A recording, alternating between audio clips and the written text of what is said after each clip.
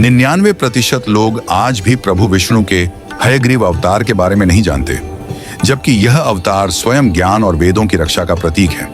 यह वह कथा है जहां ईश्वर ने न केवल असुरों का अंत किया, बल्कि सृष्टि की आत्मा को बचाया। हयग्रीव अवतार में भगवान विष्णु का स्वरूप अत्यंत अलौकिक था।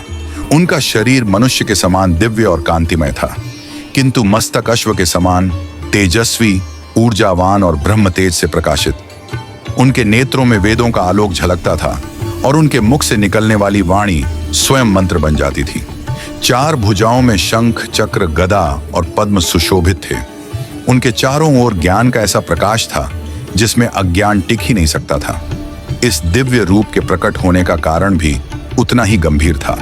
मधु और कैटब नामक असुरों ने ब्रह्मा जी से वेदों को चुरा लिया और उन्हें महासागर की गहराइयों में छिपा दिया। वेदों के लुप्त होते ही यज्ञ रुक गए, ऋषियों की वाणी मौन हो गई और धर्म की धारा क्षीण पड़ने लगी। सृष्टि दिशाहीन हो गई। तब ब्रह्मा जी देवताओं सहित क्षीर सागर पहुंचे और भगवान विष्णु की शरण ली। करुण पुकार सुनकर नारायण ने संकल्प लिया कि वे ज्ञान की रक्षा स्वयं करेंगे। उसी क्षण क्षीर सागर से दिव्य प्रकाश प्रकट हुआ और उससे जन्म हुआ भगवान हयग्रीव का। उन्होंने समुद्र में उतरकर असुरों का संहार किया और वेदों को पुनः ब्रह्मा जी को सौंप दिया।